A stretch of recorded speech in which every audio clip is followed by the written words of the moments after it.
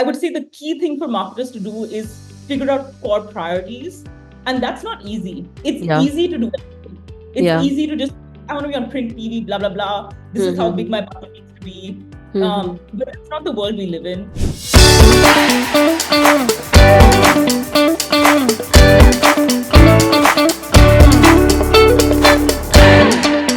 Welcome to Icons Behind Brands. Hi, this is Devleena, your host. Join us in an inspiring conversation with our special guest today, Ms. Tara Kapur, who is an acclaimed marketer shaping the landscape of media and entertainment with a journey spanning from journalistic prowess at the Times Group to her impactful tenure with Netflix, Vice Media and Duolingo.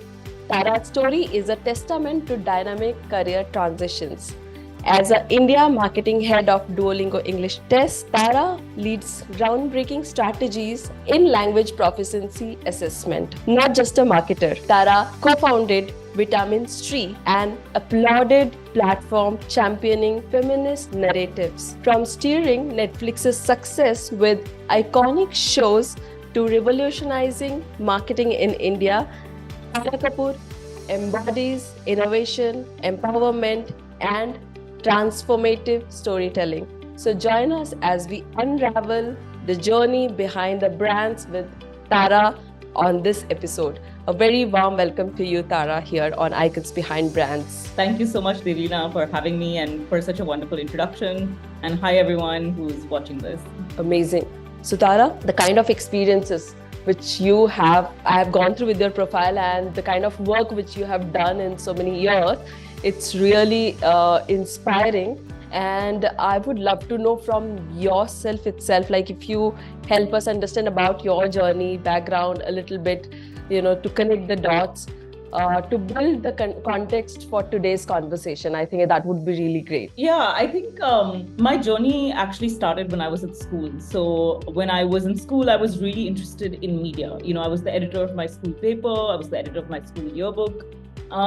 But the problem is when you're young, you don't understand what all there is out there. So when I was at that age, because it was the newspaper and it was, yearbook, I felt like that meant that journalism was what I wanted to do.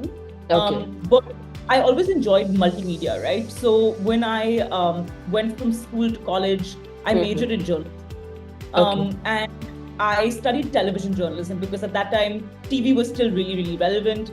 And I loved mixed media, right? I loved shooting, I loved editing, I loved storytelling. I loved finding insights. And, when I say it now, it's quite clear that all of that feeds in really well with marketing. But when I was younger, because I had studied journalism, I felt like that was the field I needed to be in. And I did that for about 6 years, So I worked at UTV, at that, it's now Bloomberg UTV, as a channel.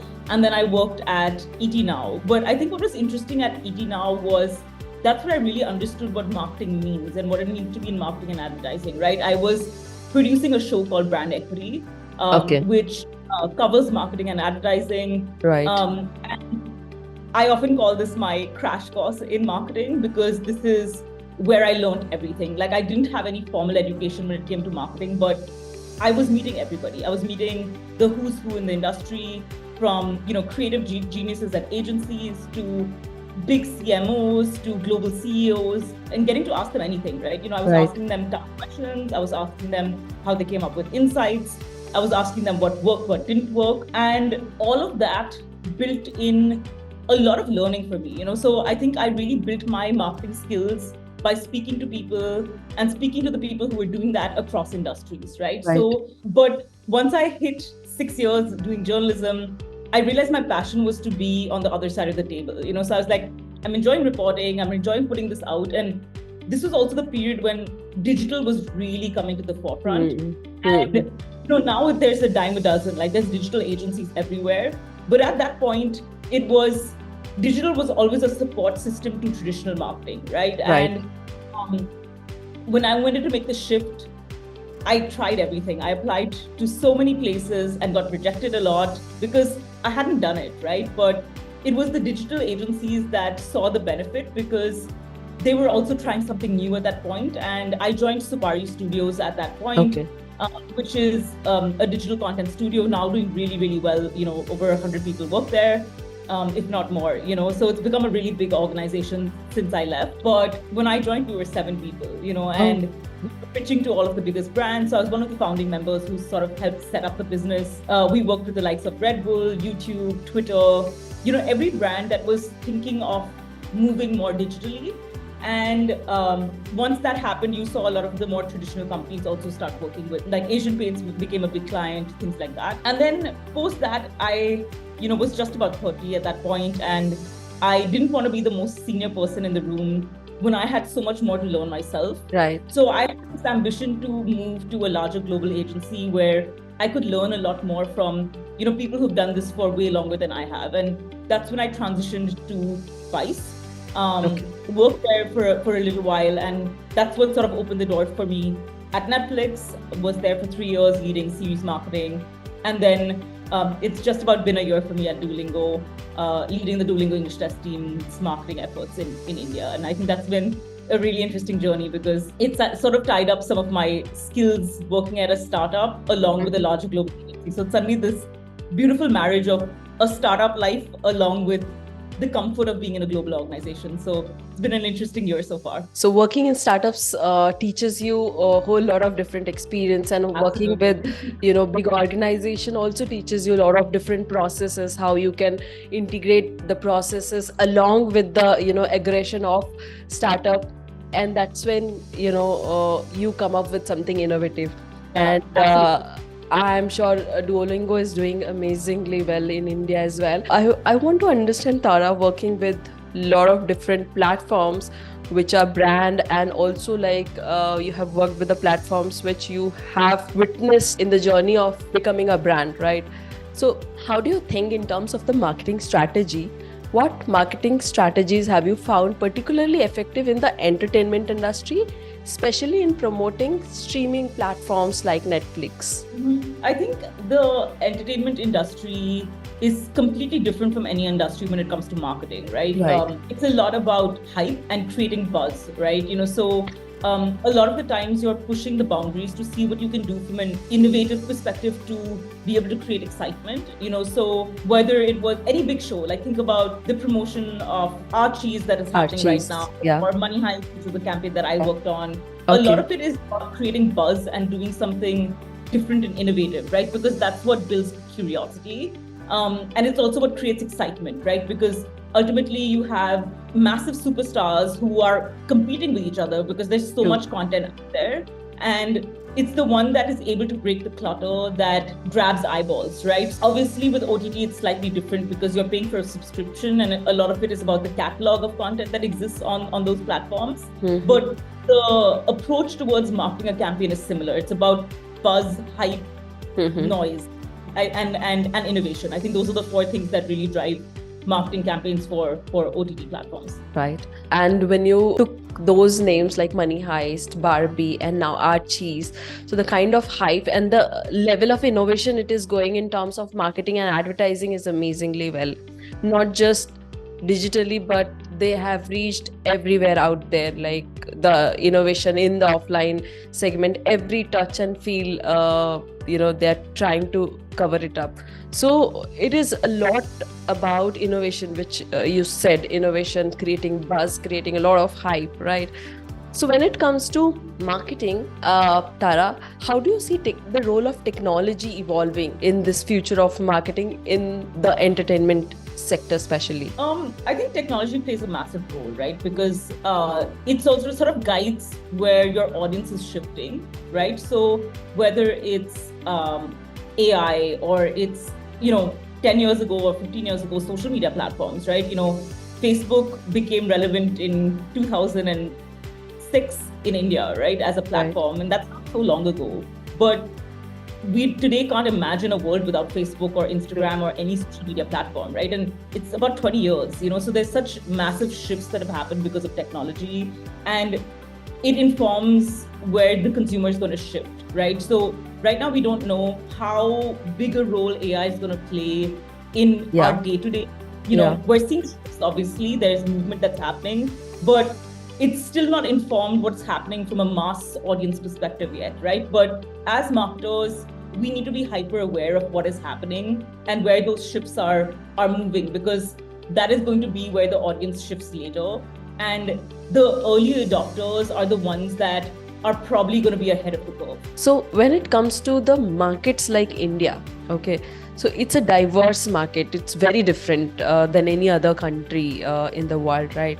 So how do you tailor the marketing strategies for different demographics, especially in this market, like in the diverse markets like India? It's such a great question, because I think, obviously being in India, we understand the complexity of this country, but even being here, we don't realize how complex it is, right? Yeah. It's not a country, it's like a continent in terms of the level of diversity, right? Each Right. state is like a different country. There's so many different languages. There's so many different motivators across age groups, across states, across everything, right? Like cultural nuance changes. It's like super challenging when you're thinking of it to kind of launch a product. And I think the core thing that you need to do from a marketing perspective is, unless you have unlimited budgets, which very, very few brands have, you have to really prioritize what you're trying to do. You cannot do everything, and I think that's really important, because the ambition of companies and marketers is, India is a 1.4 billion opportunity, and but it's not, right? Like, the opportunity becomes the segment that cares about your product. And you need to do the math and understand how big that segment is, right? For my current product, my audience is the study abroad audience, right? Who is the study abroad audience? It's about 2 to 3 million students that go abroad every year to study. If you're thinking of the number of people that might apply, maybe it's 5 to 6 million that apply for study abroad opportunities. Yeah. That's finding 6 million people out 1.4. So my marketing needs to be super targeted to that demographic. And what I need to understand is what unifies that segment. I don't want to be visible everywhere. I want to be visible to the students that look to study abroad, or the stakeholders that are existing in this sector, right? Versus, say, another product which wants to be a lot more visible, right? So when you think of a film like Tiger that's released, they want to be visible by the masses because they want everybody to see them, right? So their audience pool is much bigger, and they will promote in a manner that is more mass friendly, right? Which would be big billboards, TV, big print ads, those kind of things, right? So I think as marketers, we really need to understand who our audience is, where they are, what is the size of the market, and depending on what kind of company you work at, is making sure they understand that as well. They understand, in India, our scale is not as massive as you think it is. Our scale is a minute piece of that pie, but our efforts need to be hyper targeted, and it's expensive to target to that level, right? So being able to focus your efforts in that manner, I think is really, really important. So I would say the key thing for marketers to do is figure out core priorities. And that's not easy. It's easy to do that. It's easy to just, I want to be on print TV, blah, blah, blah. This is how big my budget needs to be. But it's not the world we live in. We live in a world where ROI really matters. We live in a world where budgets are finite. Companies are going through massive pressure. Competition is really high. And for marketing to remain relevant as an industry, we also need to be thinking about, we're not just a spending machine. We need to be able to deliver results as well. So I think that's a shift that we will see in a couple of years. And these are the cycles that marketing goes through. True.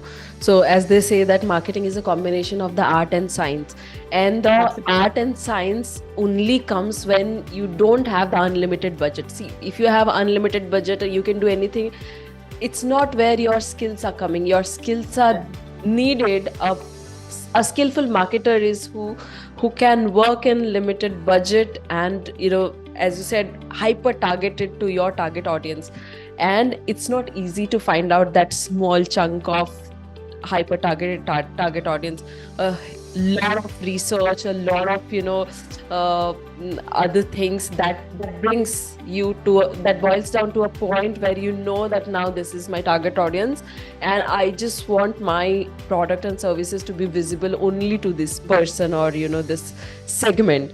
And that's when the skill of any marketer, all the art and science and everything comes together to bring that ROI, because it's not just being creative. It also, how you are, getting into the tractions and the businesses and the numbers.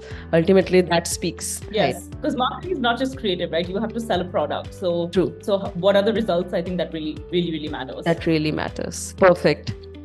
Super. I think the conversation is going very intense, and I'm really enjoying this. And would love to know, Tara, what are the initiatives that you have taken to support and empower women's in leadership role, especially in the industries where you have worked? Because, looking at your background, I have seen that you have actually worked very actively in this segment as well. So would love to know from your side on this. Yeah, I think for me, and I'm sure for you as well, right? We've kind of figured out things along the way. And yes, you do have people who have influenced your decisions or our support systems, but the ecosystem itself doesn't tell you much, right? So you don't really have guidance on being able to be like I wish somebody told me that, hey, Tara, based on what you're interested in, I don't think journalism is necessarily what you're interested in doing. Have you thought about careers like marketing and advertising? Because it sort of fits your experience a little better. If somebody saw, if I met myself when I was in college and I saw the things that I was interested in, I would have been able to give myself better guidance. I know this sounds a little meta, what I'm saying, but I feel like I missed those touch points because I didn't have somebody who's an expert in that field giving me some level of guidance. And Vitamin Stree kind of was that idea. It was about creating a community for women. We all know the internet is completely male dominated, right? 75% of the people on the internet are men, just 25% are women. And what does that mean? When any segment of society dominates a space, the minority finds it harder to find their voices, right? And so you'll see in terms of behavior on social media, it's the men that are way more vocal. And the idea of Vitamin Stree was to create a safe space for women to be able to communicate, right? So what was interesting about it as a platform is when the internet is dominated 75% men, Vitamin Stree's audience was 90% women, which I think was amazing because it had created a really strong community of like-minded women who were able to talk to each other, right? So one part was that. The other part, and obviously I left Vitamin Stree behind when I left Supari Studios because it was not my project. It was something I co-founded for the organization. So it's as soon as I left the organization, I was not associated with it anymore. But what I do now is I try to host mentorship once a month, and obviously I am time constrained, but I use LinkedIn as the platform where I sort of host monthly sessions for about 20-25 people, per session, where I call it open conversations because that's the idea, is that they're open dialogues for you to be able to have with me, so they can ask me questions. But along with that, there are 25 other people that they're getting to engage with in that group, right? And what I typically do is say that, networks are important, micro communities are important, and this is a space for you to be able to utilize. These are now people that aren't necessarily ultimately your success is not something that they're banking on, right? But because of that, you get very honest perspectives. And you're able to get guidance from your peers as well as people who might have had way more experience than you in the industry. And I think that's been something that I've been doing this year quite actively. I also speak a lot at colleges because one is college students are the audience that I try to speak to with my product and I need to know them. But the second, I find it really, really inspiring to see what young people are doing, right? They think so differently. I left college a long time ago, so for me to be able to understand what are the motivators, what are people interested in, and then be able to share some of my point of view, I think is really, really great. Superb. The young generation is doing a lot more than what I have done, when I was there in the college. So it's really inspiring to see the kind of energy, the thought process which they put, and tapping into that energy and getting that energy, and also vice versa, they get a lot of your experience.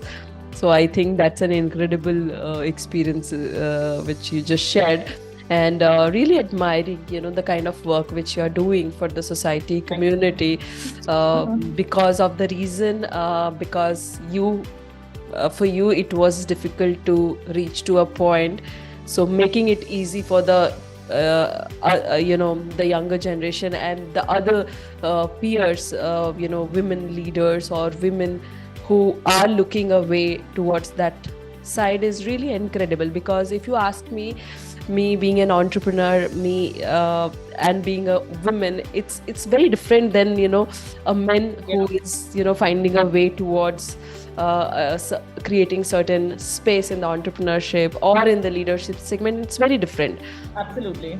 And as you said, like, even I found all my journey, if I given a chance to go back and give advice to myself when I was like around 7-8 years back, I think the journey would have been very different and easy. Yeah, it's that hindsight is 2020, right? Like there's so much you can from that, but yeah, I feel like there just needs to be more dialogue. I think that's just opening two-way conversation makes such a difference for anybody. So I enjoy talking to people. It's one of the reasons we're having this conversation as well. Like it's great to hear your perspective, your experience, see what you've gone through in your journey as well, right? Like because I feel like those are the things that adds a lot of confidence to your journey as well.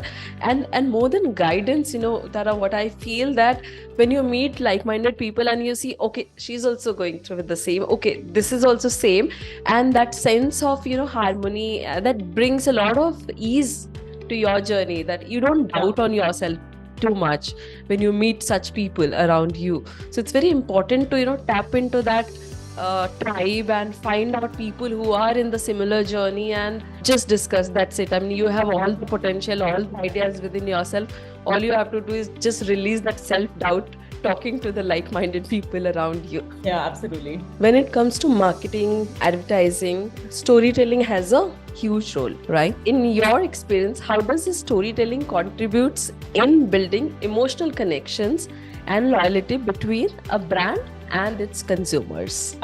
It's a great question because I think this is the part that obviously doesn't have ROI. This is the brand building side of what separates your product from another one in the same category, right? Like what makes a certain soap better than another soap. It's all about branding and it's about the communication you put out, right? But the thing that people question the most is things like content marketing, social media, because it's much harder to track the ROI of it, right? You can't directly drive a sale from a piece of content, but what the content does is it makes you feel something, right? And I often use the analogy of friendship when it comes to talking about the role that storytelling and content marketing has for brands. So as a marketer in the entertainment space, that's a much more buddy relationship, right? So how do you make sure that you have enough content to entertain and tell them stories throughout their journey and throughout all the spots when they want to be entertained? So it varies from brand to brand, but it's essential because that's what builds your relationship and that's what makes you unique and different from the other players who are doing the same thing or selling the same product as you. Right. It's again the emotional connect which you build with your consumer. As brands are the product and services, but at the same time, the relationship with the consumers are like a friend. If a friend is like well communicating, they are communicating well, and the way they are creating the touch points, and it's nothing but a story. I mean, how you are building the story with your consumer and how those stories are connecting you, connecting the brands with their consumer is something which is like more creative, and that creates all the connections with your consumer, right? So amazing, that's when the art comes along with the science for any marketer, right? What is your message for any aspiring marketing professional? I think it would be three things. One would be work hard. There's no substitute to hard work. So you need to show success as you progress in your career. Whatever you're doing, whether it's a big project, a small project, whether you're an intern or you're a leader, there's no substitute to hard work. The second is have patience. I have said this multiple times in this conversation, but I truly believe that patience, like things will happen. It will not happen overnight, and if you work hard and you have patience, you will get there. Yeah, I think those would be the two major things that I would share. Super. So Tara, with this, it's we are almost at the end of our conversation, and trust me, we had an amazing time Glad. talking to you, and that this was a very different set of angle and conversations which we have than our other usual conversation. So thank you for bringing all these things here, and thank you for being here, agreeing for this conversation. I really had a good time. Thank you for having me. This was wonderful.